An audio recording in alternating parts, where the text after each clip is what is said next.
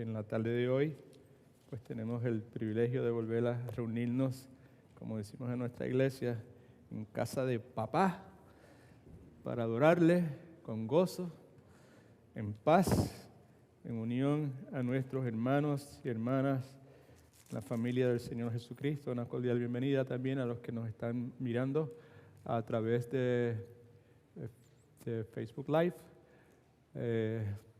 Bienvenidos. Tenemos una casa relativamente llena en la tarde de hoy. Estamos agradecidos a Dios por la bendición que nos da de poder reunirnos. Antes de comenzar nuestra enseñanza, les suplico por favor que miren en su Biblia, en el segundo capítulo del libro de Ageo, y que miren los últimos, creo que son 13 versículos, del 10 al 23 en Ageo. Si tiene su bosquejo, por favor sáquelo. Vamos a tomar algunas notas. Esta es la continuación de lo que comenzamos el domingo pasado. Pero antes de comenzar, vamos a pedirle a nuestro hermano pastor Marcel, vengan por favor acá y dirígenos en oración, por favor. Hermano Roberto, it's right here, okay? Just pray, okay. Oremos, hermanos.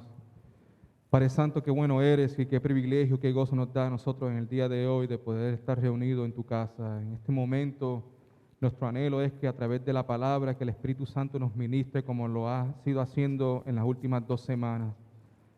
Ayúdanos, Padre Celestial, a poder enfocarnos en lo que tú tienes que enseñarnos en el día de hoy. La enseñanza, como dije ya hace poco, ha sido tremenda en estas últimas semanas. El deber del cristiano. Reconocemos que tenemos muchos deberes, pero sobre todas las cosas, el deber primordial de nosotros es glorificarte a ti, Señor, alabarte a ti, Señor, entregarte a ti lo mejor de nuestras vidas, Padre Santo. Y en este momento aquí estamos, Señor. Aquí están nuestras mentes, aquí están nuestros corazones. Que se haga tu voluntad, Padre Celestial, que seamos transformados por tu palabra en el día de hoy, que nos humillemos delante de tu presencia, Señor, y que reconozcamos, Señor, que todavía nos falta mucho para crecer, que todavía nos falta mucho para ser santificados, pero bendito seas tu santo nombre, que el Espíritu Santo que vive dentro de nosotros nos va a capacitar a nosotros a ser santificados, Señor, si hacemos tu voluntad, Padre Celestial. Aquí está el pastor Edwin, te lo levantamos delante de ti, que tú lo utilices en el día de hoy. Y gracias una vez más por todas las personas que nos visitan, por todos mis hermanos y mis hermanas en Cristo, Señor. Qué gozo nos da a nosotros el poder estar en tu casa en esta tarde. Te amamos, Jesús, y pedimos todas estas cosas en tu dulce y santo nombre. Amén. Amén. Amén. Gloria a Dios. Todo sea el nombre de nuestro Señor, Salvador Jesucristo. Continuamos con la enseñanza que comenzamos el domingo pasado. Vamos a continuar hablando acerca de el deber cristiano. El énfasis en la tarde de hoy va a ser a ver quién determina el deber cristiano, quién determina cuál es nuestra responsabilidad, cuál es nuestra obligación, cuál es nuestra función como cristianos dentro de la iglesia, fuera de la iglesia, en el contexto de nuestro hogar, en el contexto de nuestra sociedad, y cómo se ejecuta, cómo es que el deber cristiano debe ser ejecutado. Vamos a ver también, vamos a considerar circunstancias humanas y vamos a ver cómo la soberanía de Dios, porque Dios está en control de todas las cosas. ¿Alguien dice amén? Amén.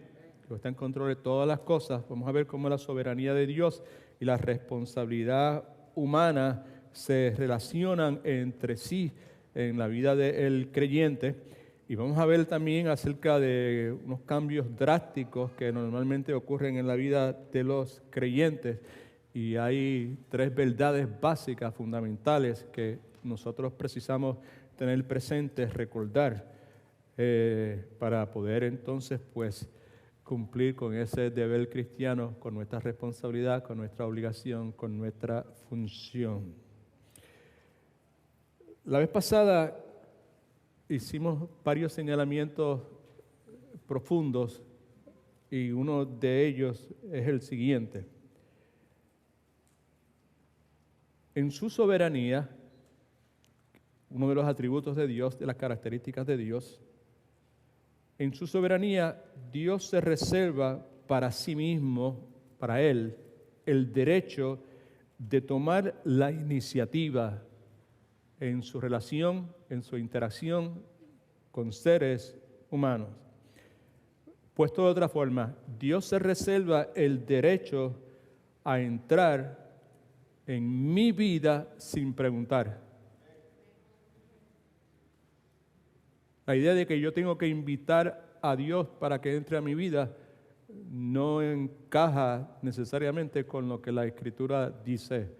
Yo invito a Cristo que venga a mi vida una vez Dios, en su soberanía, ha entrado en mi vida, porque yo estaba muerto en mis pecados.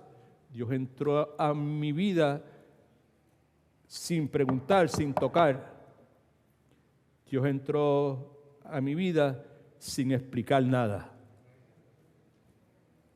Esa fue una de las verdades profundas que destacamos el domingo pasado. Y también dijimos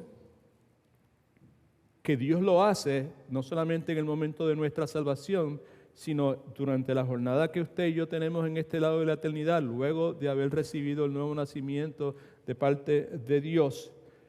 Dios continúa nuevamente reservándose el derecho para sí mismo de entrar a mi vida sin preguntar y sin explicaciones de ninguna clase. En muchas ocasiones Dios lo hace a través de alguna llamada telefónica que nos estremece, que nos conmueve, que nos... La llamada demoledora. ¿Cuántos han recibido llamadas demoledoras? I don't know if you understand me. Like, que de ese momento en adelante, pues, la cosa cambia, right? O a través de alguna noticia que usted ha recibido that disturb everything in your life, okay? So, Dios continúa desde el momento de nuestro nacimiento siendo soberano y tomándose Él por su propio derecho, se toma la iniciativa a entrar a nuestras vidas cuando Él quiere hacerlo. Y muchas de las veces en que Él entra a nuestras vidas, toca nuestras vidas, penetra en nuestra vida sin explicación, es a través de circunstancias que son adversas, que son aflictivas en la vida nuestra. La otra verdad profunda que señalamos es que ya que Dios es el que se toma la iniciativa de entrar a mi vida sin preguntar, sin explicar nada, es lógico esperar, o por consiguiente podemos decir que Dios es responsable por las consecuencias de lo que acontece en la vida mía. Dios comienza la obra en la vida nuestra, Filipenses 1:6, persuadido de esto, de que el que comenzó la obra en nosotros la va a perfeccionar. Cuando hablamos de que Él asume las consecuencias, estamos hablando de eso, porque Él no solamente nos regenera, y como el pastor dijo en su oración, Dios nos santifica, amén. Y eso es una forma de expresar el hecho de que Él asume, ¿verdad?, responsabilidad por las consecuencias de mi vida. Él comenzó la vida espiritual en mí y Él es el que está trabajando eso en mi vida. ¿Cuántos me entendieron? All right. Muy importante para lo que estamos enseñando el domingo anterior, el domingo pasado y este domingo, y es el hecho de que cada uno de nosotros pues tenemos un deber. Nos ha revelado que tenemos un deber, una responsabilidad, una obligación, tenemos una función como hijos de Dios, como verdaderos cristianos, right? Okay. En el primer domingo, hace 3 domingos atrás, destacamos el hecho de que somos bien, pero que bien propensos, al igual que el pueblo de Israel, a posponer nuestro deber cristiano. A decir, como dijo el pueblo de Israel, sí, hay que reconstruir el tiempo, pero el tiempo de reconstruir no ha llegado. Ellos presumían que sabían más que Dios y movidos por sus intereses privados, personales, sus casas artesonadas y sus necesidades y sus prioridades, pues no se negaron a querer reconstruir el templo, pero dijeron, el tiempo no ha llegado. Cuando yo resuelva los asuntos en mi casa, cuando yo termine de fabricar tal cosa, cuando yo termine de edificar mi negocio, cuando yo termine lo que sea, pues entonces vamos a meterle mano a la cuestión de la reconstrucción del templo. Resultado de eso fue toda clase de maldición en la vida del pueblo de Israel.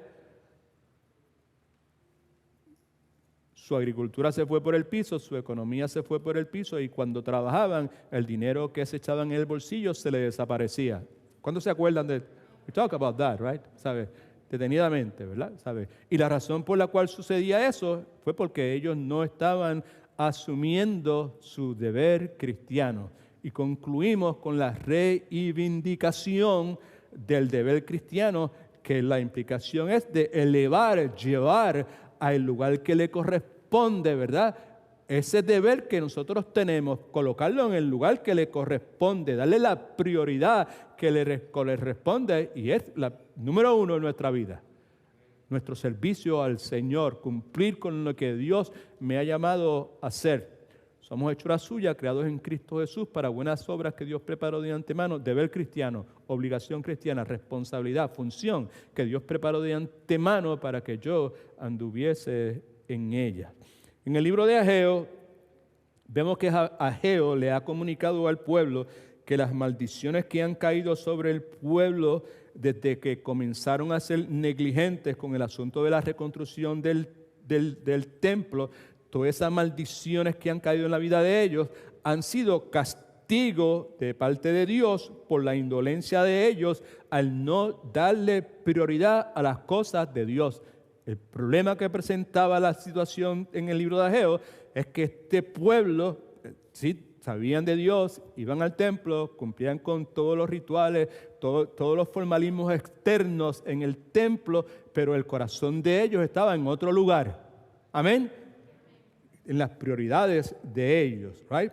So, Dios le comunica a ellos, hey, la razón por la cual no hay sembradíos, no hay, los viñedos están todos arruinados, la razón por la cual el dinero que no le sobra es como si lo echaran en una cartera con un agujero o un bolsillo rotos, pues la razón por la cual está sucediendo eso es por la negligencia de ustedes con el deber cristiano.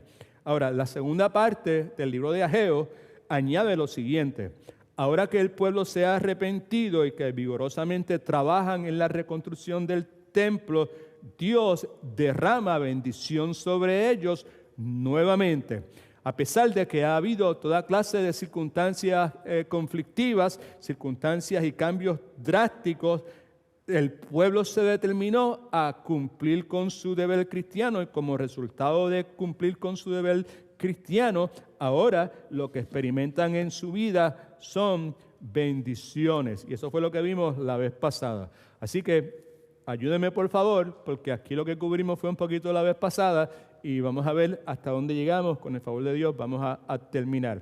Así que mire en su pantalla, es la porción que yo leí al comienzo en Ageo capítulo 2, versículos del 10 al 23. Voy a ir más rápido que lo de costumbre, de forma tal que podamos concluir. ¿Okay?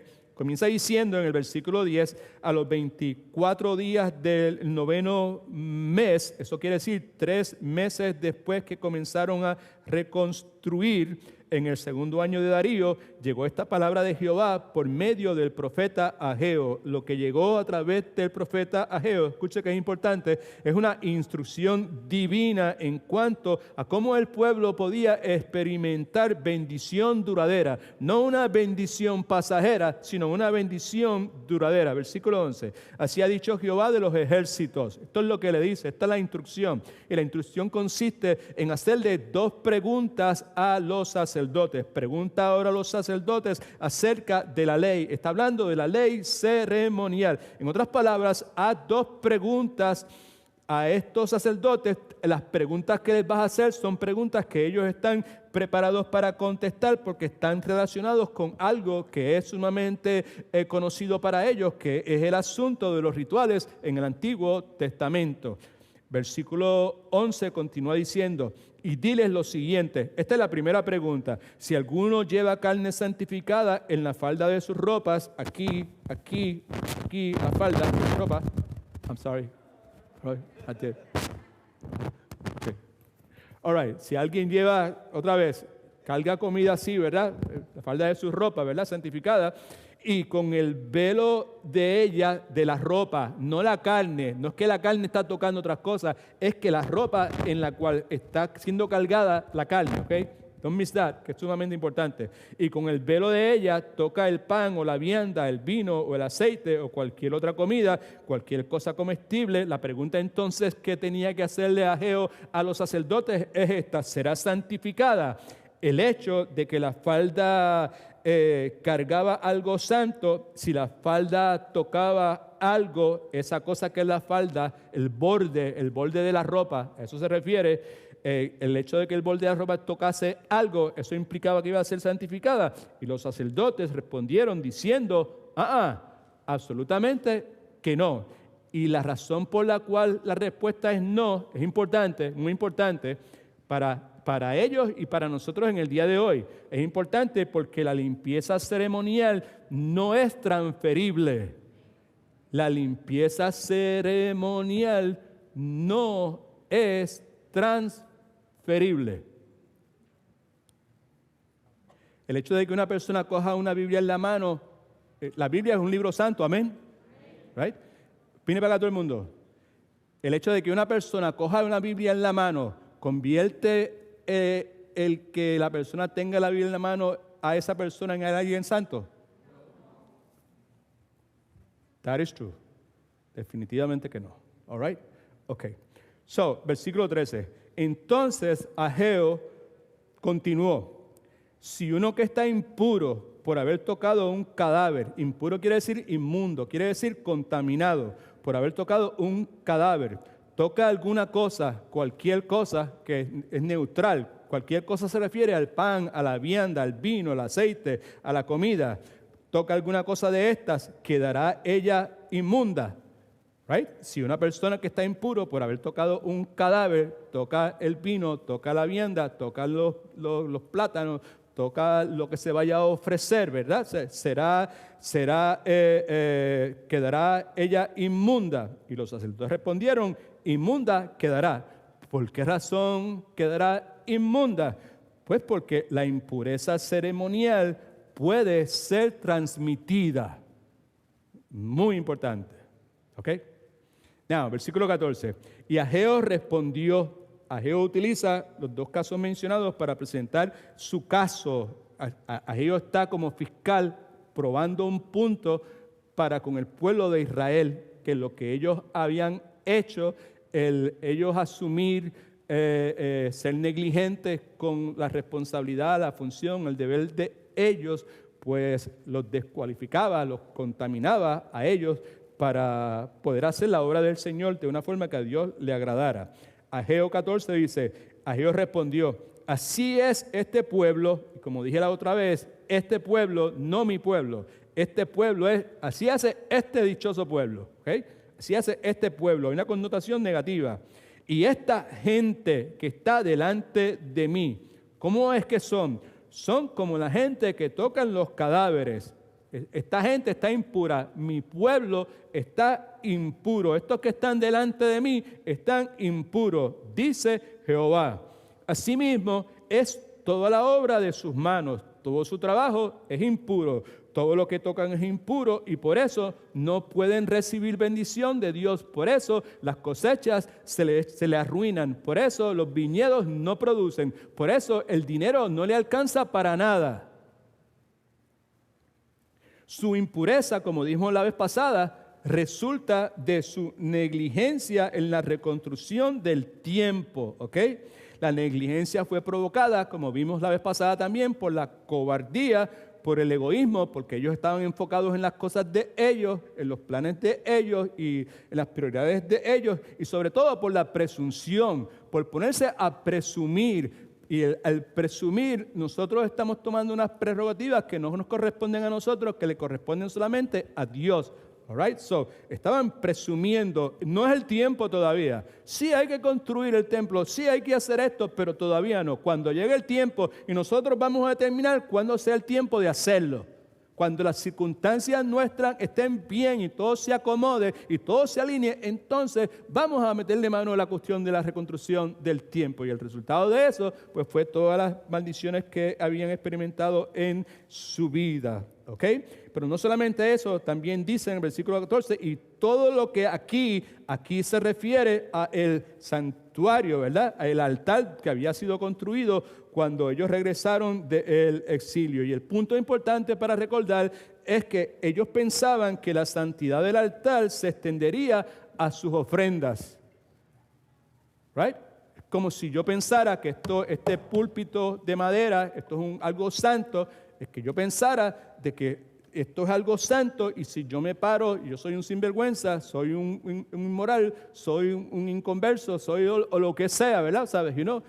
Si yo me paro detrás de esto, pues entonces eso me va a convertir a mí en una persona santa, right?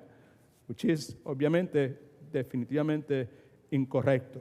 Así que sus ofrendas eran impuras porque lo que ofrecían estaba contaminado. Estaba contaminado por lo siguiente: ellos estaban trayendo ofrendas al altar y cumpliendo con todos los requisitos de la ley ceremonial, ¿sabes? Estaban al pie de la letra, todo lo que la ley ceremonial dice, pero lo que estaban haciendo estaba impura. Las ofrendas que estaban trayendo eran impuras porque lo que estaban haciendo era simplemente un mero formalismo externo. Otra vez, cumpliendo con todos los requisitos de la ley externamente, mientras su corazón estaba sucio, estaba inmundo, porque ellos habían echado a un lado las prioridades de Dios, las prerrogativas de Dios, que era el deber cristiano, la responsabilidad, la función que Dios los había llamado a hacer a ellos, que en ese momento era la reconstrucción del templo. Y usted y yo tenemos que entender que nosotros enfrentamos en una forma u otra el mismo desafío,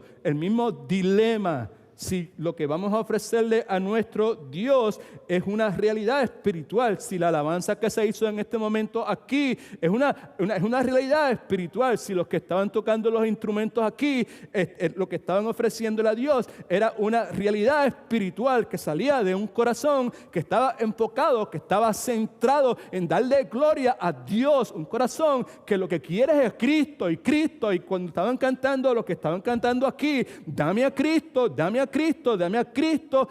El asunto es si lo que hicieron estos hermanos hace un momento aquí fue simplemente un ritual formalista, un formalismo externo de sacar voces de su diafragma y emitir unos sonidos, o era una realidad espiritual. Y el mismo desafío está conmigo en este momento. Y el mismo desafío está con cada uno de nosotros. No solamente en el contexto de aquí, de la iglesia, ¿ok? En el contexto de toda nuestra vida, en todas circunstancias en que usted y yo estemos. Ese es el dilema. Ahí está la enseñanza de Ageo.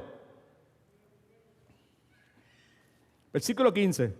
Ahora pues, meditad en vuestro corazón, y como ya hemos dicho a la saciedad, esa frase se continúa repitiendo a lo menos 6 o 7 veces en el libro de Ageo. Meditad en vuestro corazón. El profeta está exhortando al pueblo a considerar cómo la negligencia de ellos había afectado lo que le interesaba a ellos, que eran sus cosechas, que eran sus prioridades. En esencia le está diciendo: consideren lo que les ha estado sucediendo antes de que ustedes comiencen a reconstruir el templo. Meditar en vuestro corazón también se traduce: considerar tus caminos. Considerar las consecuencias que tus caminos han traído a la vida tuya. Más importante todavía, cuando dice meditar en vuestro corazón, lo que está sugiriendo en el idioma hebreo es la idea de considerar dónde está tu corazón.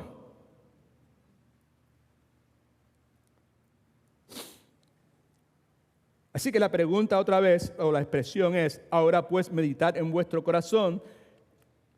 Desde este día en adelante, antes que pongan piedra sobre piedra en el templo de Jehová, antes de que comiencen el trabajo de la reconstrucción, deténganse, por favor, antes de poner sus manos sobre algo santo, por favor, deténganse y consideren sus caminos, lo que ha estado sucediendo en la vida de ustedes. Versículo 16.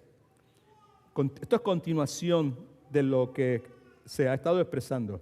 Antes que sucedieran estas cosas, ¿a qué se refiere eso? Se refiere a los 14 años que transcurrieron desde que comenzaron a establecer la fundación del templo. Llegaron del exilio, llegaron llenos de gozo, llegaron con las prioridades correctas, que era inmediatamente vamos a reconstruir el templo. Busque el libro de Esdras, léalo y se encuentra detalle por detalle lo que estaba pasando, right? Comenzaron llenos de ánimo, pero poco a poco ese ánimo, ese fuego por el Señor fue menguando y esa realidad interna espiritual fue sustituida por un formalismo externo. El que tenga oídos para escuchar, que escuche.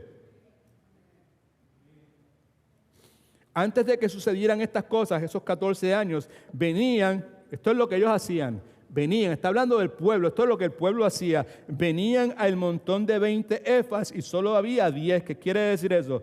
Por muchos años, y no solamente eso, decía, venían al lagar para sacar 50 cántaros y solo había 20. Está hablando de la siembra, está hablando del producto de la vid. Y el punto es que por muchos años habían cosechado solo al menos 50%, o como más, mejor dicho, como más 50% del grano, y la situación con el vino era peor. De eso es que está hablando en el versículo 16. Y la razón la da el versículo 17. Escuche.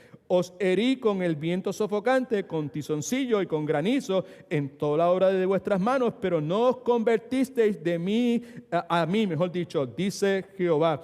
Yo herí sus campos con plagas, yo herí sus viñedos, todo lo que han cultivado, fuera lo que fuera, fuera maíz, fueran uvas, fueran frutos, yo lo herí, yo lo destruí, ¿verdad? ¿Sabe? Yo no permití que diese el fruto que podía haber dado. Pero a pesar de que yo hice eso y que ustedes saben que yo soy un Dios todopoderoso y que ustedes saben que yo soy soberano y ustedes saben que yo creo, que ustedes saben que yo estoy en control de todas las cosas, que yo soy un Dios de promesa, yo soy un Dios de pacto, que soy un Dios que alimenta a su pueblo sobrenaturalmente. Ustedes, a pesar de todo eso, a pesar de que era obvio de que algo andaba mal, ¿qué pasa? Pero no os convertisteis a mí, dice Jehová. En otras palabras, ¿convertirse de qué? Convertirse de su negligencia. Ninguno se arrepintió de su negligencia, nadie se arrepintió de su apatía, de su indolencia, con relación a su deber, a su función, a su obligación y a su responsabilidad cristiana. Versículo 18, nuevamente.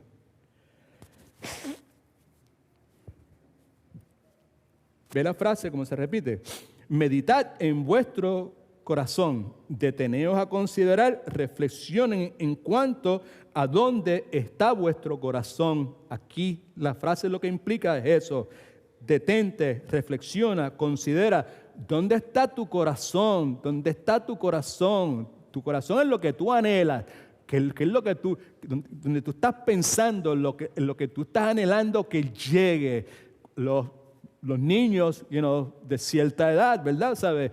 Conscientes del tiempo de la Navidad, del tiempo de Christmas o de los Reyes en algunos países, pues cuando se aproxima ese tiempo, pues lo que está en la mente de ellos, el corazón de ellos está en lo que ellos anhelan, en lo que ellos escribieron, en lo que ellos pidieron. En esencia, eso es lo que ¿qué es lo que dónde está tu corazón? ¿Qué es lo que tú anhelas? ¿Qué es lo que es importante? ¿Qué es lo que tú quieres ver realizado por encima de cualquier otra cosa? Meditad pues en donde vuestro corazón. Desde este día en adelante es importante porque ahora ya no es pasado. Ahora no piensen en el pasado, en las cosas que sucedieron, en su negligencia. Ahora es desde este momento en adelante, énfasis en el futuro. Desde el día 24 del noveno mes, desde el día que se echó el cimiento del templo de Jehová, meditad pues en vuestro corazón, reflexionen, consideren vuestros caminos y las consecuencias de lo que ustedes puedan hacer. Vuelve el versículo 19 y pregunta, ¿no está aún el grano en el granero? En otras palabras, ¿Queda alguna semilla en el granero? Y la respuesta es absolutamente que no. Ni la vid, ni la higuera, ni el granado, ni el árbol de olivo han florecido. No hay ninguna señal de obediencia. Pero, punto y coma, pero, mire, está en sus notas, pero desde este día yo os bendeciré. Desde este día la cosecha será prolífera. Right? Yo enviaré tiempos de grandes cosechas y yo lo haré, escucha, en respuesta a la obediencia. Antes había negligencia, ahora va a haber obediencia. Versículo 20. Now, Ageo ha estado dando unas bendiciones de carácter general prometidas al pueblo. Ahora menciona unas bendiciones espirituales que son prometidas a Zorobabel. Zorobabel es una figura, es a type, es una sombra del Señor Jesucristo. Ageo recibió por segunda vez esta palabra de Jehová a los 24 días del mismo mes. Versículo 21. Habla a Zorobabel. El abuelo de Zorobabel, que se llamaba Zorobabel, fue un hombre que fue escogido, fue seleccionado por los reyes de Babilonia para recibir bendición, o Dios mueve a esos reyes de Babilonia para que este rey Zorobabel reciba bendición. Eso es previo al exilio. Este Zorobabel es descendiente de ese rey. Zorobabel, gobernador de Judá, y dile lo siguiente, esto es lo que le va a comunicar: yo haré temblar los cielos y la tierra. En otras palabras, yo voy a provocar cambios drásticos y radicales. Yo voy a revolucionar el establecimiento. En puertorriqueño, yo voy a poner el establecimiento patas arriba. Esto es lo que voy a hacer, el versículo 22. Trastornaré el trono de los reinos, destruiré. Esto es Dios hablando. Dios va a hacer todas esas cosas, right? Destruiré la fuerza de los reinos de las naciones, trastornaré los carros y a los que en ellos suben, caballos y jinetes, bajo la espada de sus propios hermanos. En otras palabras, esto es lo que dice. Esto es una profecía mesiánica de carácter milenial para algunas personas. Yo no soy una autoridad como para poder decir eso dogmáticamente, pero la inmensa mayoría de los que saben bastante de esto, pues es lo que dicen, ¿verdad? Pero en esencia lo que está diciendo es: yo derrotaré gobiernos, yo destruiré poderosos, yo desmantelaré sus armamentos, yo confundiré sus ejércitos, porque se van a matar los unos a los otros, sus hermanos, y se matarán unos a los otros. Versículo 23, en aquel día, subraye eso, ese es el día del triunfo del Mesías. En aquel día, en el día del triunfo del Mesías, dice Jehová de los ejércitos, te tomaré, te honraré, Zorobabel, símbolo, sombra, picture, tipo del Señor Jesucristo, hijo de Salatiel, siervo mío. Esa frase es sumamente importante porque es un título distintivo y es propio del Mesías. El Mesías, bíblicamente en el Antiguo Testamento, es referido en la inmensa mayoría de las veces como mi siervo, ¿ok? Now, siervo mío, hablando Dios, es el más grande honor que se le puede conferir a una persona. Siervo mío, dice Jehová, y te pondré como anillo de sellar, que es un símbolo de honor, de autoridad y de poder, porque yo te he escogido. Yo, otra vez, Dios soberano, Dios el que elige. Amén. Esto no es una cosa del Nuevo Testamento. Dios es el que elige. Yo te he escogido. Dios pudo haber escogido cualquier otro rey. Dios pudo haber escogido a los amorreos, a los jebuseos, a los filisteos, para que fueran su pueblo escogido, para que su misión se realizara a través de ellos. Pero Dios decidió escoger el pueblo de Israel, no porque el pueblo de Israel tuviese unas características, unas cualidades especiales que los calificaran a ellos para ser escogidos. Fueron escogidos porque a Dios le plació en su plan soberano escoger. Y todo lo que Dios hace, lo hace de esa forma. Dios soberanamente decidió entrar sin tocar, sin pedir permiso en la vida del pueblo de Israel. Y lo hace en la vida de cada uno de aquellos que le pertenecen a Él. Lo hace antes de su salvación porque estábamos muertos en nuestros pecados. Acuérdese, muertos en nuestros pecados, muertos, ciegos, muertos espiritualmente. Dios nos dio vida cuando estábamos muertos porque Él nos escogió, porque a Él le plació. Y Él continúa entrando. Cada vez que Él quiere, no toca la puerta. Él entra, Él deja que suceda. Él cambia, Él pone lo que quiera poner, porque Él es Dios soberano. Y cuando Él hace lo que hace, Él asume las consecuencias, la responsabilidad con su pueblo. Y eso hay que traerlo a nivel personal. Eso hay que bajarlo de las grandes calamidades del terremoto que surgió en Turquía y en Grecia el viernes pasado, de esas grandes calamidades. Eso hay que sacarlo de esas grandes calamidades y ir reduciéndolo y traerlo a mi diario vivir, al día de mañana, a las posibles interrupciones que puedan venir en el día de mañana. Ese es el punto, mi hermano Joel. Hay que traer esas verdades a nuestro diario vivir y ver cuando entran así, cuando de momento sucede algo, cuando se complica, cuando algo inesperado surge, entender que Dios es soberano y Dios entra cuando Él quiere entrar y Él no pide permiso.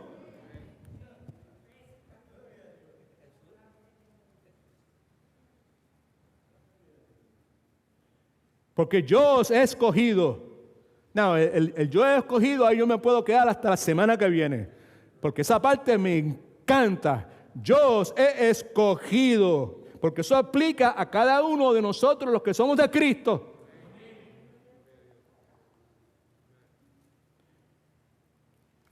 Efesios 1:4 dice que Dios nos escogió a nosotros desde antes de la fundación del tiempo. Lea la Escritura, lea lo que dice la Biblia. Cristo mismo dijo, aquí ninguno de ustedes me escogió a mí, yo fui el que lo escogió a ustedes. Y os he enviado a que llevéis fruto y que vuestro fruto permanezca. Right?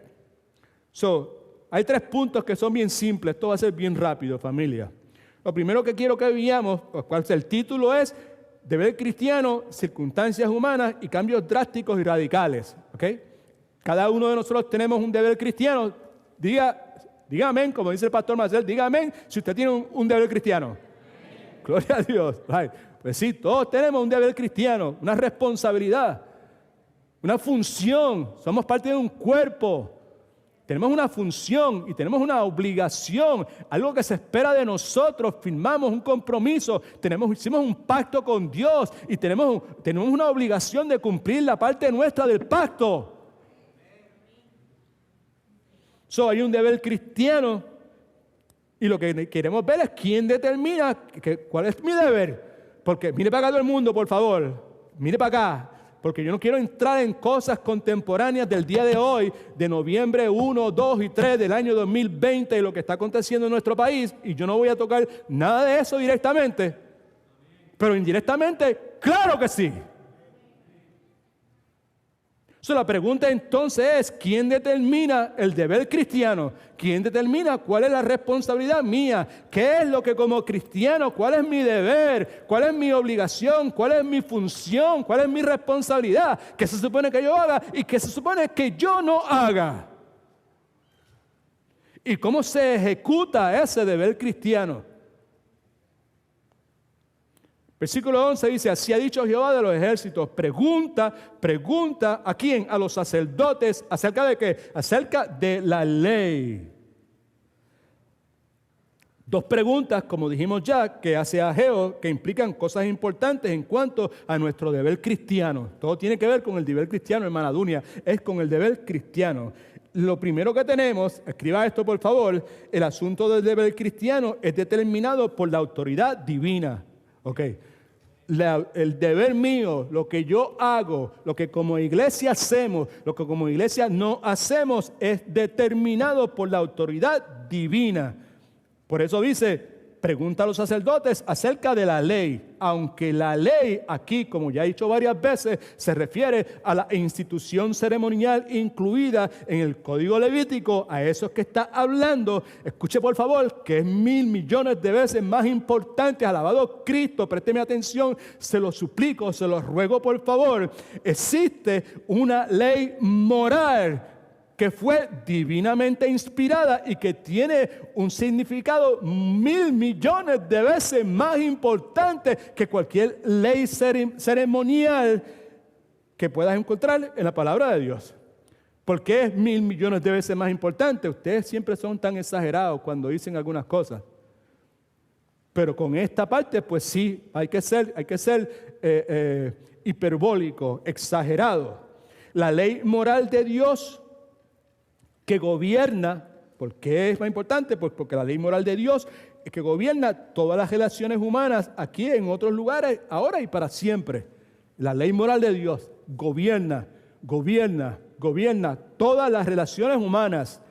Todas las relaciones humanas son todas las relaciones humanas.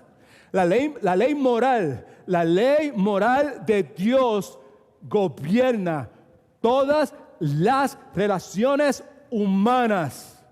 No hay una relación humana, bíblicamente hablando, que no sea gobernada por la ley moral de Dios. Y si tú eres un verdadero creyente y si tú en realidad vives tu vida de una forma piadosa, que es una vida centrada en obedecer la voluntad de Dios, you need to have that in your mind.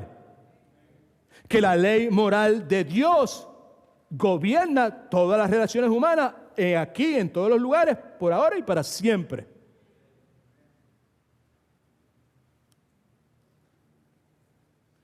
Ya le dije, yo no voy a ser específico en cuanto a los asuntos que nos preocupan en el día de hoy, pero sí voy a hablar directamente sobre ese asunto, sin tener que mencionar nada. Esa ley moral está contenida en la Escritura y es sumamente útil para el bienestar del ser humano, en particular del cristiano. Así que el asunto del deber cristiano es determinado por la autoridad divina. Lo que yo se supone que haga como cristiano es determinado por lo que la palabra de Dios dice. Segundo, la conducta, o mejor dicho, en ese contexto, la conducta humana debe ser regulada por la ley divina escrita. La conducta humana debe ser regulada por la ley divina escrita. 2 Timoteo capítulo 3, 16, 17 dice, toda la escritura es inspirada por Dios. ¿Toda la escritura es cuál? Toda la escritura. Antiguo Testamento, Nuevo Testamento. Y es útil para enseñar. Enseñar, ahí en griego específicamente se refiere a enseñar sana doctrina. Enseñar sana doctrina. No enseñar cómo ser papá o cómo ser abuelo, lo que sea. Todas esas cosas encontramos dirección ahí en la Escritura, pero ahí enseñar, en 2 Timoteo, se refiere a enseñar sana doctrina. Es útil para redarguir, que quiere decir reprender. Esto no se hace. That's the wrong way to do things. You should not be doing that. Okay? Es útil para corregir. Corregir quiere decir restaurar. Pero una cosa que está en un lugar, está por el piso, y levantarla y ponerla, no donde estaba originalmente, sino levantarla y ponerla en el lugar donde originalmente debió haber estado. Cuando hablamos de restauración familiar, cuando hablamos de restauración de matrimonio, aquí la idea no es de resolver, intervenir para coger la relación y llevarla donde estaba originalmente. Si vamos a ser honestos, la mayor parte de nosotros, el lugar donde está nuestro matrimonio no es donde debería estar. Restaurar es llevarlo no a donde estaba, sino levantarlo y ponerlo allá arriba, como Dios quería que estuviese originalmente. ¿Cuántos alaban al Señor? Toda la Escritura es útil para instruir en justicia, ¿ok? Adiestramiento positivo. Redarguir, esto no se hace. Instruir en justicia esto es lo que se hace, a fin de que el hombre de Dios, hombre y mujer de Dios, sea perfectamente, enteramente preparado para toda buena, capacitado para toda buena obra. Segundo, en sus notas, por favor, quiero limitarme a sus notas, existen personas, por otro lado, divinamente asignadas para interpretar la ley. Por eso en el versículo 11 dice, ve y pregúntale a fulano, a aquel otro. No, ve y pregúntalo a los sacerdotes, porque los sacerdotes en aquel entonces eran personas que estaban divinamente asignadas para interpretar la ley. En el Antiguo Testamento, Dios cualificó hombres específicamente para interpretar y explicar la ley al pueblo. Escucha, y durante toda la historia historia, Dios ha utilizado siervos bajo la unción del Espíritu Santo para instruir al pueblo de Dios en todo lo pertinente al deber humano. That's the point, okay? Dios utiliza hombres inspirados por el Espíritu Santo para instruir. Y la función es instruir, no en qué número voy a jugar para pegarme en la lotería, no en qué terreno debo comprar para poder construir una casa, ni ninguna de esas cosas. La instrucción de los hombres de Dios, bíblicamente hablando, es con todo lo que es pertinente al deber cristiano, a lo que yo se supone que haga como representante de Cristo en este lado de la eternidad. ¿Okay? Eso es lo que se conoce como el don de profecía. Primera de Corintios capítulo 4 versículo 3 dice: pero el que profetiza habla a los hombres, el que proclama o predica la verdad habla a los hombres. ¿Con qué propósito? Para edificación, exhortación y consolación. Para edificación, obviamente para la edificación de la iglesia, para crecimiento, madurez espiritual, para exhortación quiere decir para estimularlos a obedecer. ¿Obedecer qué? Su deber espiritual, su deber cristiano, y para consolación, alentarlos en tiempos difíciles. Alabado sea el nombre del Señor. Escuche ahora, qué importante. El asunto del deber cristiano, mi responsabilidad como cristiano, mi función como cristiano, mi obligación como cristiano. El asunto del deber cristiano no puede ser determinado por tradiciones de hombres, no puede ser determinado por dictámenes del gobierno, no puede ser determinado por decretos de denominaciones, no puede ser determinado por agendas políticas partidistas, no puede ser determinado por nuevas revelaciones, no puede ser determinado por una reimposición de leyes ceremoniales del Antiguo Testamento. El asunto del deber cristiano no puede ser determinado por esas cosas. La voluntad de Dios, escuche, la voluntad de Dios descrita aquí en la palabra de Dios es el estándar del deber cristiano. En otras palabras, es el estándar, la norma en cuanto a qué es lo que la iglesia debe hacer y qué es lo que la iglesia no debe hacer. Y lo que la iglesia debe hacer es todo aquello que esté centrado en la persona de Jesucristo. Y lo que la iglesia no debe hacer es todo aquello que pueda manchar, que pueda ensuciar el nombre del Señor Jesucristo. Alabado sea el nombre de Cristo. Bendito sea Dios. Verdadero sea Dios y todo hombre sea mentiroso. Segundo, la ejecución del deber cristiano requiere una actitud de obediencia. Hay que obedecer lo que dice la Escritura. Por medio de Ageo nos dice que el deber cristiano del pueblo consistía en ¿qué? ¿Cuál era el deber de ellos? Alguien me dice, alguien se atreve a levantar la mano y decir, el deber que a ellos le habían dado era hacer ¿qué? ¿Alguien se atreve? ¿Quién fue que dijo eso? Levante la mano el que lo dijo. Él no quiere levantar la mano, está bien, está chévere. Pero you're right, brother. Eso es precisamente la reconstrucción del templo, exactamente, ¿ok? Right? Okay. El deber cristiano era la reconstrucción del templo. Escuche, qué importante ahora, ¿ok? Ese era el deber cristiano de ellos, la reconstrucción del templo.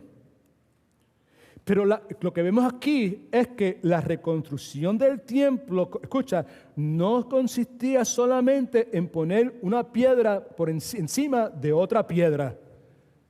Esa no era la reconstrucción del templo meramente, exclusivamente.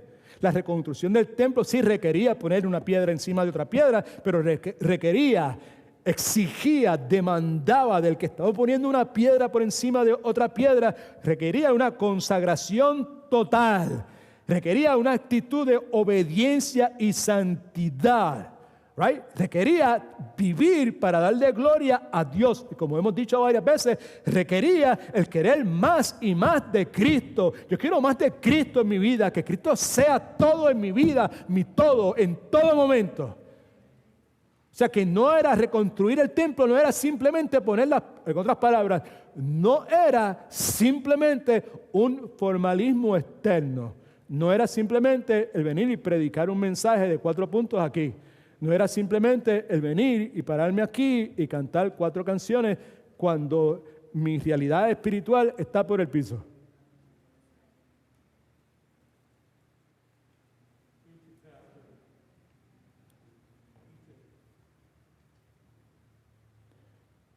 No era simplemente venir al templo y traer una ofrenda, diezmo, cuando mi corazón y mis prioridades estaban en otro lugar.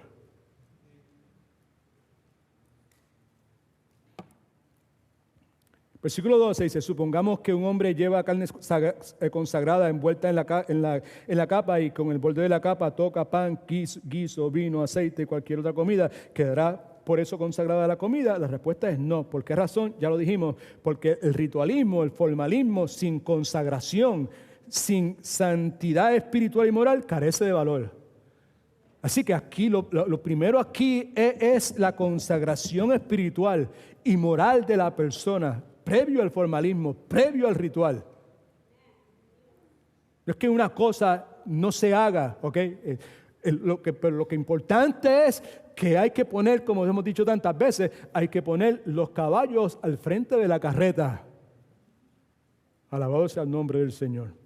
Versículo 13 dice, pero supongamos que alguien se ha quedado impuro por haber tocado un cadáver, va y toca también cualquiera de estas cosas, ¿acaso esas no quedarán impuras? Impuras quedarán. ¿Por qué razón? Porque la contaminación se comunica, pero la santidad no. Escuche esto, por favor. Tenemos que ser cuidadosos, porque hay un peligro bien grande en este asunto. Es como alguien dijo, una persona enferma puede pasar su enfermedad a otra. Pero una persona sana no puede pasar su sanidad a otra persona. Puede pasar la enfermedad, pero la sanidad no la puede pasar.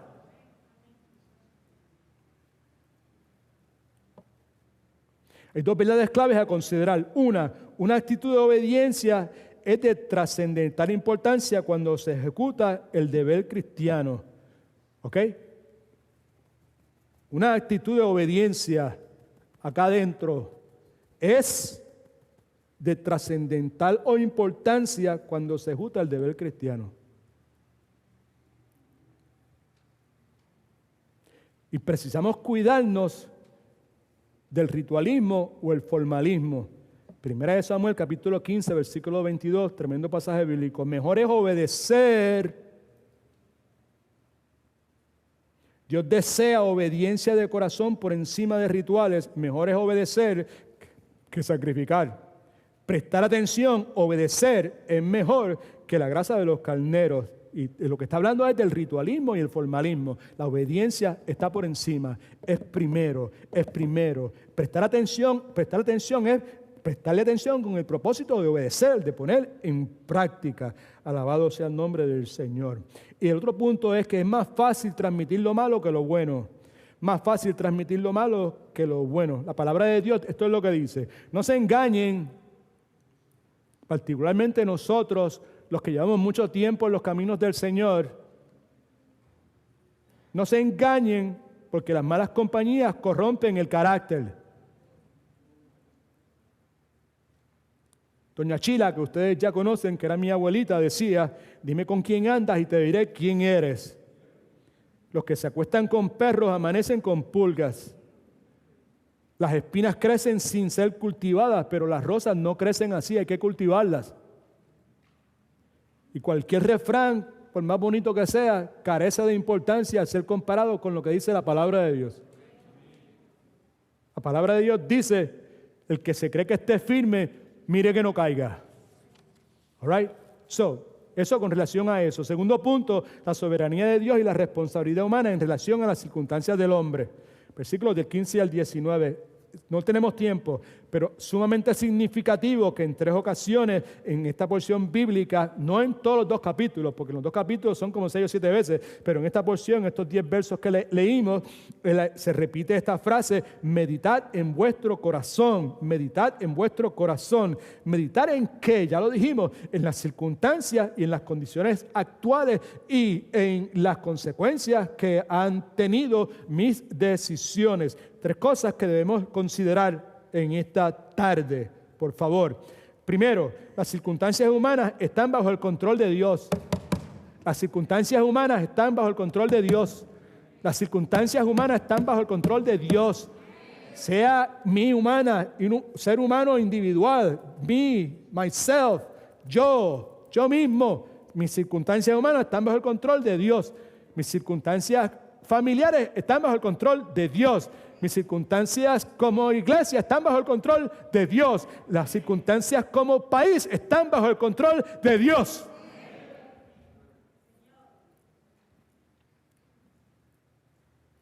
Versículo 17. Os herí con viento sofocante. Yo destruí con plagas y granizo el fruto de sus esfuerzos, pero ustedes no se volvieron, no se arrepintieron. Yo, el Señor, lo afirmo. Now, es sabio que nos acordemos de algunas cosas, entre ellas de la siguiente. La tierra produce cosas buenas para el hombre, all right? Pero Dios puede hacer que la tierra sea estéril o que la tierra dé frutos. Think about it, all right? Dios puede hacer que dé fruto o que sea estéril. Dios puede, cuando quiere, puede atar nevadas, tornados, huracanes y lo que sea. Pero Dios también puede soltar las aguas para que haya grandes inundaciones. Dios puede trastornar la composición terráquea del planeta Tierra y permitir que haya las convulsiones que hubieron el viernes pasado en Grecia y en Turquía. ¿Qué debemos hacer ante esa realidad? Que las circunstancias humanas están bajo el control de Dios. Por favor, les suplico, les ruego, les imploro en el nombre del Señor Jesucristo que preste atención a lo que voy a leer en este momento. ¿Qué debemos hacer ante el hecho de que las circunstancias humanas están bajo el control de Dios? Eso lo debe hacer todo el mundo, right? Particularmente nosotros que profesamos ser creyentes, discípulos, seguidores de Cristo, claro que sí, pero todo ser humano, todo aquel que ha sido creado por Dios, sea quien sea, del color que sea, y crea lo que crea, y viva donde viva, y ocupe la posición que ocupe, debe hacer lo mismo. ¿Qué debe hacer? Debe entender que las circunstancias humanas están bajo el control de Dios. ¿Qué debemos hacer? Lo primero que debemos hacer es que nosotros, la iglesia en particular, los seguidores de Cristo, los que queremos cumplir con nuestro deber, nuestra responsabilidad, nuestra función, nuestra obligación cristiana, debemos rechazar, decirle que no al orgullo que quiere tomar crédito por el bienestar y la prosperidad que tenemos.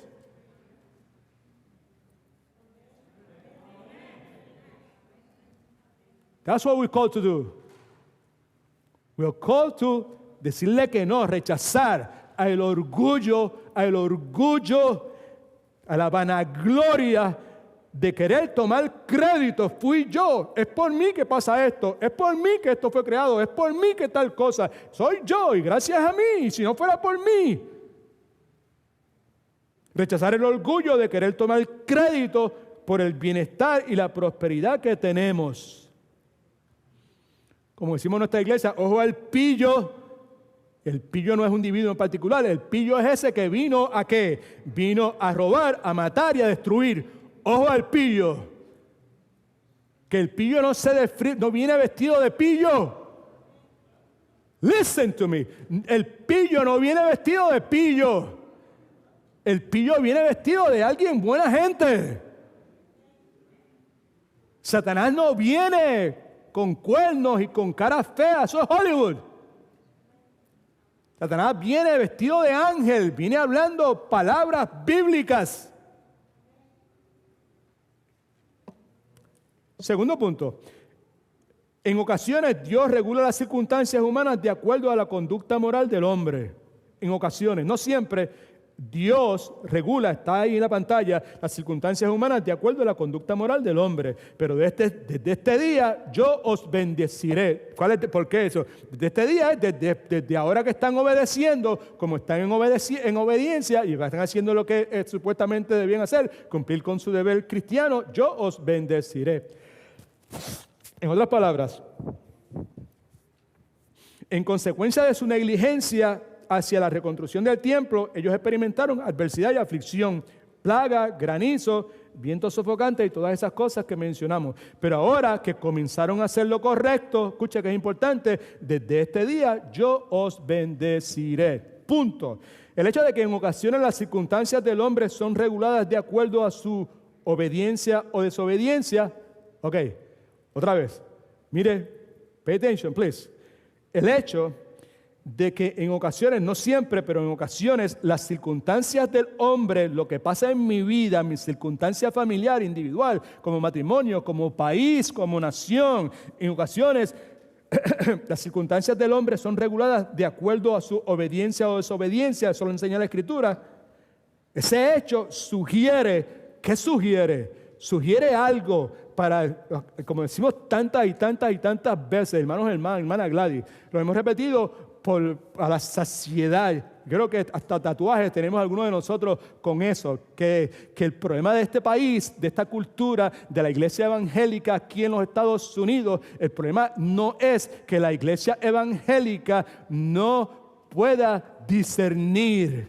El problema es que la iglesia evangélica no quiere discernir. Y Pastor Marcel, le comparto a usted que anoche meditaba sobre este particular y llegué a la conclusión de que, if we're real, nosotros no tenemos que estar orando, pidiéndole a Dios, Señor, ayúdame a discernir si soy un creyente, si el Espíritu Santo está dentro de mí.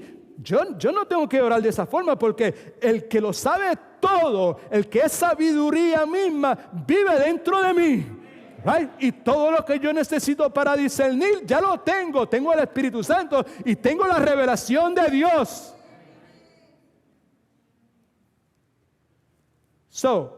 Ante el hecho de que en ocasiones las circunstancias del hombre son reguladas de acuerdo a su obediencia y desobediencia, eso sugiere, escuche, importante, escriba esto por algún lugar, por favor, escríbalo y después considérelo, compártalo con su esposa, su esposo, comenten sobre el particular. Sugiere, si mis circunstancias muchas veces son reguladas de acuerdo a mi obediencia o a mi desobediencia de Dios, all right, eso sugiere que el cultivo, escriba esto, el cultivo de un carácter piadoso es importante. El cultivo de un carácter piadoso es importante. El cultivar un carácter piadoso es godly character. La cultivación, cultivo es más correcto. El cultivo de un carácter piadoso es un carácter que está centrado en obedecer la voluntad de Dios. Eso es, el cultivo de un carácter piadoso es importante. Why? Diría el americano o el que habla inglés. Why? And the answer it needs to be because character matters.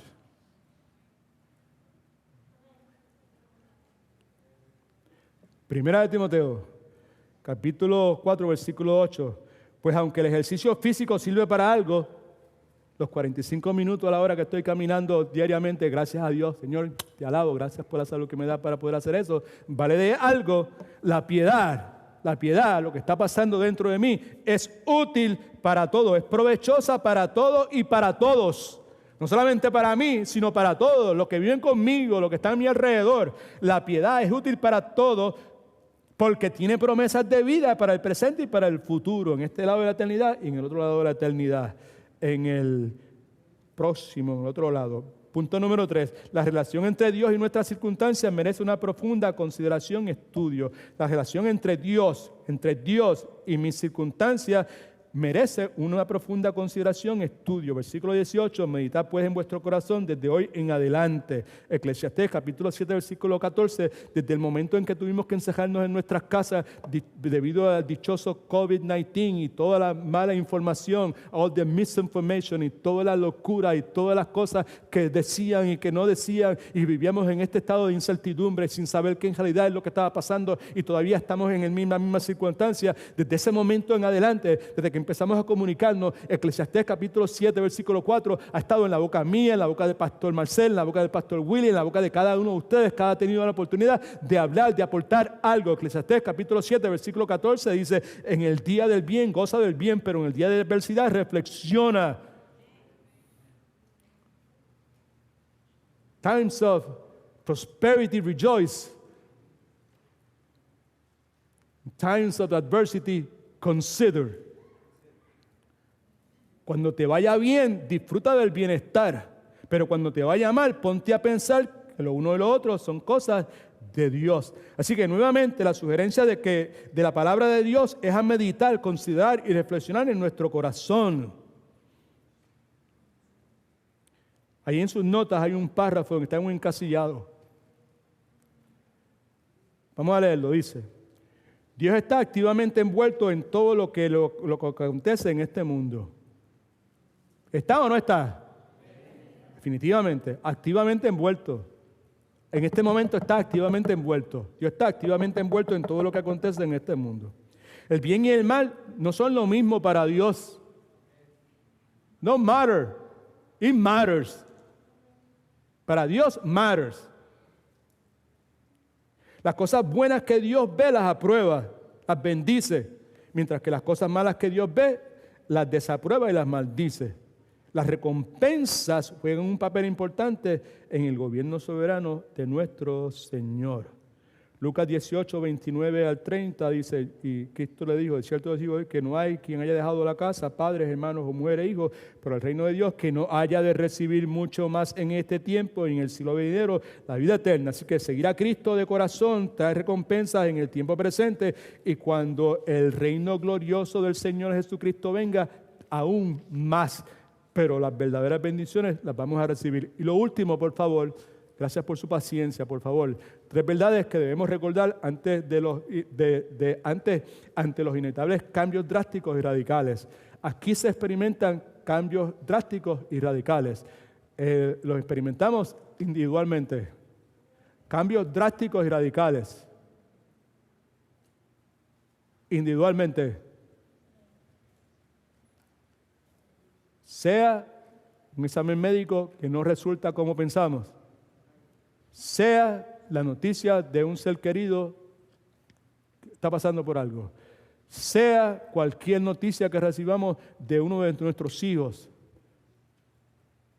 cambios drásticos y radicales, y los experimentamos como familia, y los experimentamos como iglesia, y los experimentamos como nación. Estábamos reunidos ahorita en el concilio y estábamos hablando de la historia de nuestra iglesia, y pues concluimos, todos estuvimos de acuerdo que nosotros somos expertos experimentando cambios drásticos y radicales.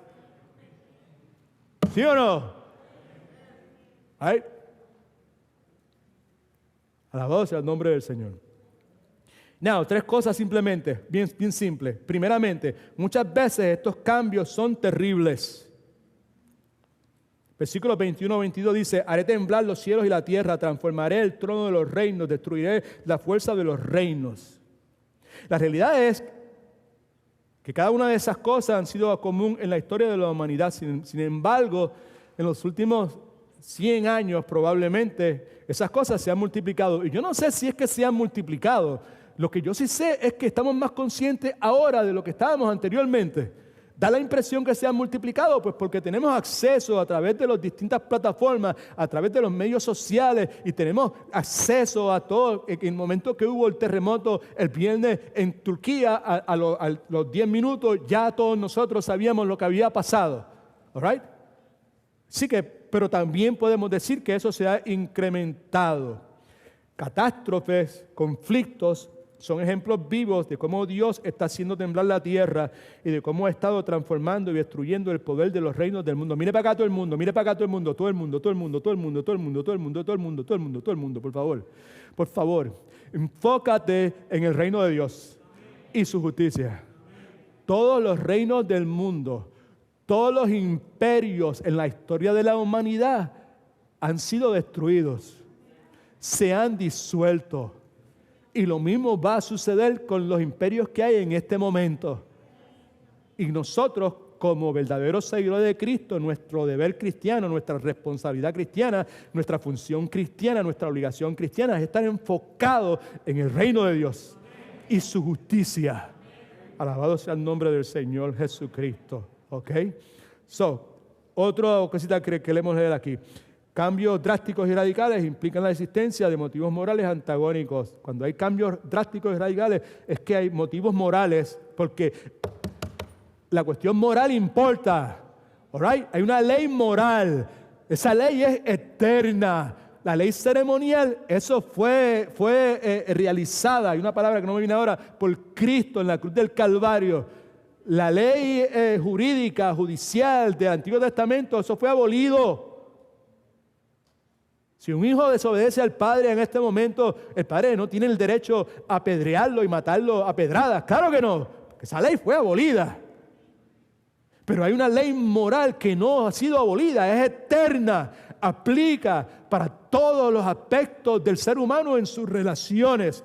Cambios drásticos y radicales implican la existencia de principios morales antagónicos que chocan, bien versus mal, verdad versus error. ¿Qué lío tenemos hoy día?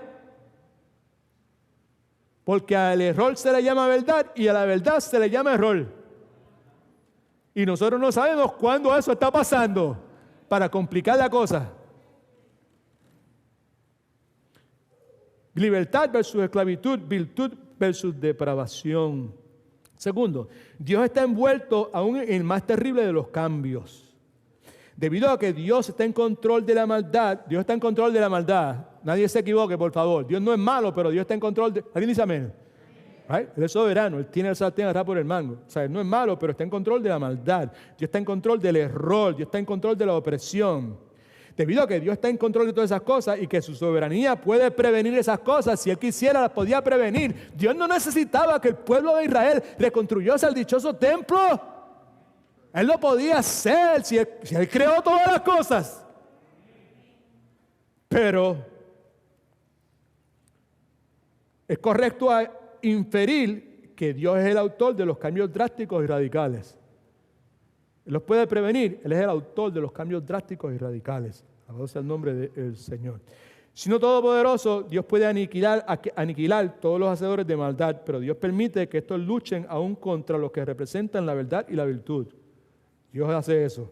Pero Dios ha estado en control, Dios está en control y Dios siempre estará en control. Salmo 29:10 dice, el Señor gobierna las lluvias, el diluvio, el Señor gobierna cual Rey eterno. El Señor está sentado en su trono con serena majestad, controlando toda la furia de las fuerzas espirituales que aún en este momento fuerzas espirituales están batallando. Y Dios continúa con su majestad ahí tranquilito, sin que se incomode de ninguna forma. Dios continúa totalmente controlando toda esa furia. Proverbios capítulo 30, versículo 4, si no lo tiene, por favor, es un pasaje extraordinario. Mire lo que dice, son preguntas, ¿quién? ¿Quién subió al cielo y descendió? ¿Quién encerró los vientos en sus puños? ¿Quién recogió las aguas en un paño? ¿Quién afirmó todos los confines de la tierra? ¿Cuál es su nombre? Jehová Dios. ¿Y cuál es el nombre de su Hijo? Jesucristo. Si es que lo sabes, la última pregunta es, ¿cuál es su nombre y el nombre de su Hijo? Si es que lo sabes. No, ese quién que se pregunta tantas veces ahí solamente puede ser conocido cuando Dios, escucha, cuando Dios se revela a sí mismo como cuando lo hizo aquí en su santa palabra. Si quieres saber quién, aquí está, aquí te dice quién es. Y el último punto en sus notas, y gracias por ser tan paciente y no irse, Los siervos de Dios están seguros de los cambios, en los cambios más terribles. Los que le sirven a Dios están seguros en los cambios más terribles. El mejor halago, mire para acá todo el mundo, por favor.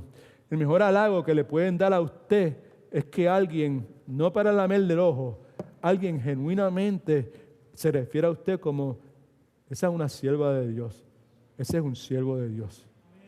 Que te diga siervo, sierva, es el halago más grande, si es genuino, que se le pueda dar a una persona. Así que lo que el pasaje acerca de Zorobabel sugiere son 3 cosas acerca de todo siervo de Dios. Primeramente, están ahí en las notas suyas.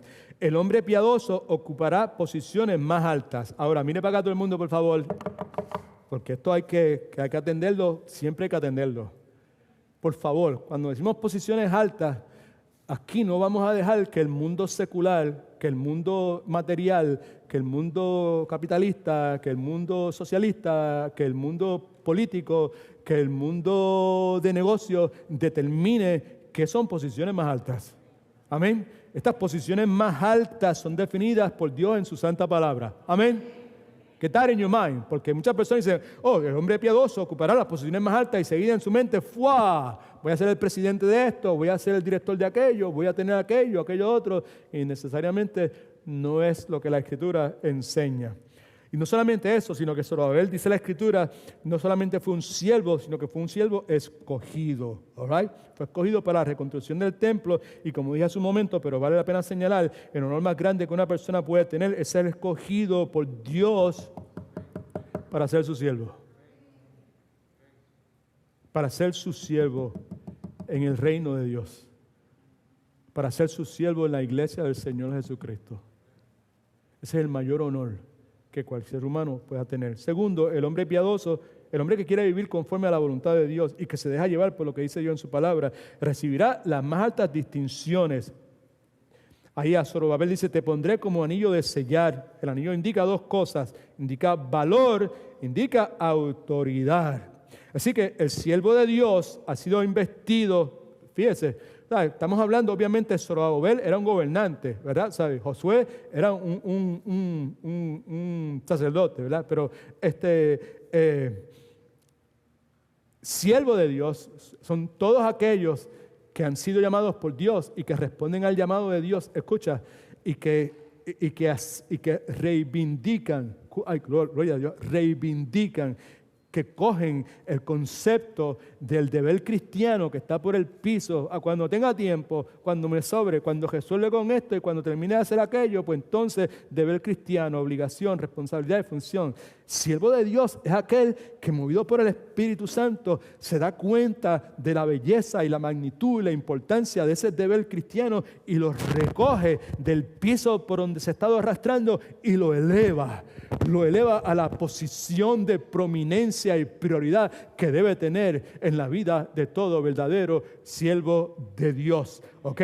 Así que el siervo de Dios ha sido investido con autoridad de lo alto. Hey, aquí no está hablando solamente de pastor, ¿ok? Estamos hablando de un siervo de Dios. En un momento dado, Dios te capacita para realizar y hacer toda clase de cosas conforme a su plan soberano, si el corazón tuyo está bien, si el corazón tuyo es darle gloria a Dios, si el corazón tuyo, ¿dónde está tu corazón? Si el corazón tuyo está en querer más de Cristo y ser más como Cristo y representar mejor a Cristo y hacer que Cristo luzca mejor.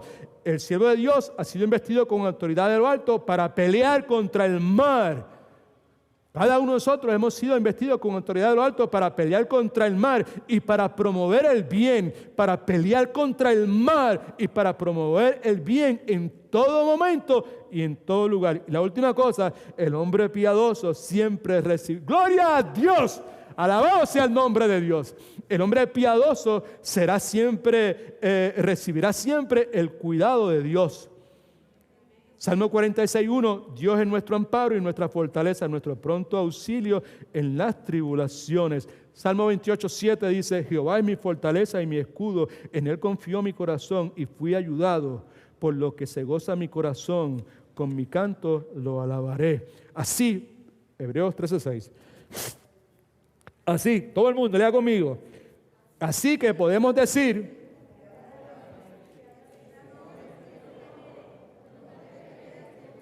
otra vez, así que podemos decir,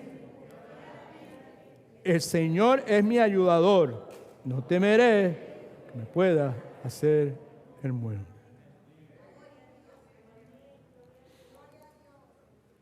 Vamos a orar. Allow me to say this, please. En esta hora, en el tiempo que nos ha tocado vivir, en el lugar donde Dios le ha placido que vivamos,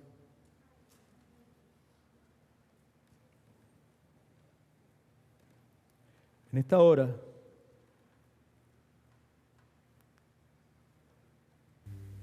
como siervos de Dios, cumpliendo nuestro deber, nuestra responsabilidad, nuestra obligación, nuestra función cristiana.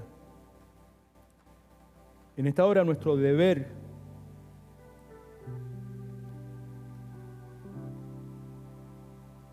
es el siguiente. Como creyente, como seguidor de Cristo, yo no debo mirar el futuro, lo que va a pasar este año, el año que viene, en los próximos 3 o 4 años. Yo no debo mirar el futuro en base al presente, a lo que está pasando ahora, a los protagonistas de ahora. Lo que yo preciso hacer como servidor de Cristo es mirar el presente, lo que está pasando ahora, en base al futuro que Dios ya ha descrito en la Biblia. Recordar que Dios es soberano. Por lo tanto, debemos descansar totalmente en su control. Pero no solamente eso, hermanos, hermanas, personas que nos visitan en esta tarde. No solamente debemos limitarnos al hecho de que Dios es soberano y por lo tanto descansar en su control. Porque Dios es soberano, precisamente por eso, debemos buscar ser llenos del Espíritu Santo y con firmeza rehusarnos a comprometer la instrucción santa y pura que ya Él nos dio en su santa palabra. No solamente confiamos en su control, sino que llenos del Espíritu rehusamos comprometer la instrucción santa que Dios nos ha dado. Alabado sea el nombre del Señor Jesucristo. God is good all the time. All right. Bendito sea el nombre del Señor.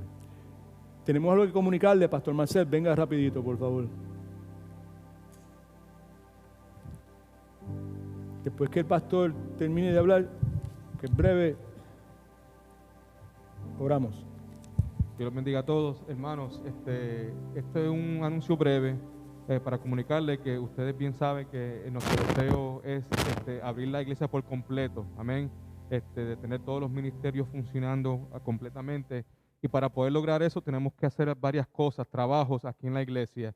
Le damos gracias al Señor porque ustedes bien saben que los adultos jóvenes del grupo Telia se ha fajado de campana a campana para poder avanzar algunos de estos proyectos. Amén. Amén.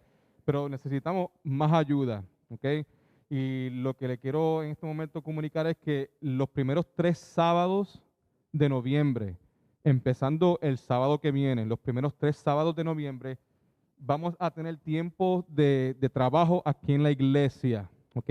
Y van a haber 2 horas de trabajo, 2 horarios. Va a ser de 8 a 12 el primer horario y después de 12 a 4.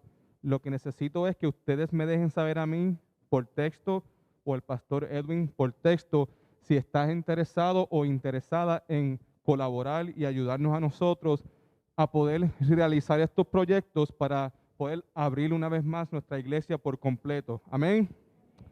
Si están interesados, por favor, me texten a mí, Pastor Edwin, 2 tandas de trabajo de 8 a 12 y de 12 a 4. ¿Ok? God is good? All the time? That's it. All right, pues vamos a orar un momento. Padre, gracias. En nombre de Jesús te damos nuevamente por el tiempo que nos has permitido estar aquí en la iglesia. El propósito nuestro, Señor, como iglesia es proclamar el Evangelio de Cristo. La esperanza nuestra es que las personas que están aquí, Señor, pues hayan experimentado el regalo de tu salvación, Señor. Si hay alguien que aún no te conoce, oramos por su salvación. Oramos para que tú te reveles en la vida de ellos.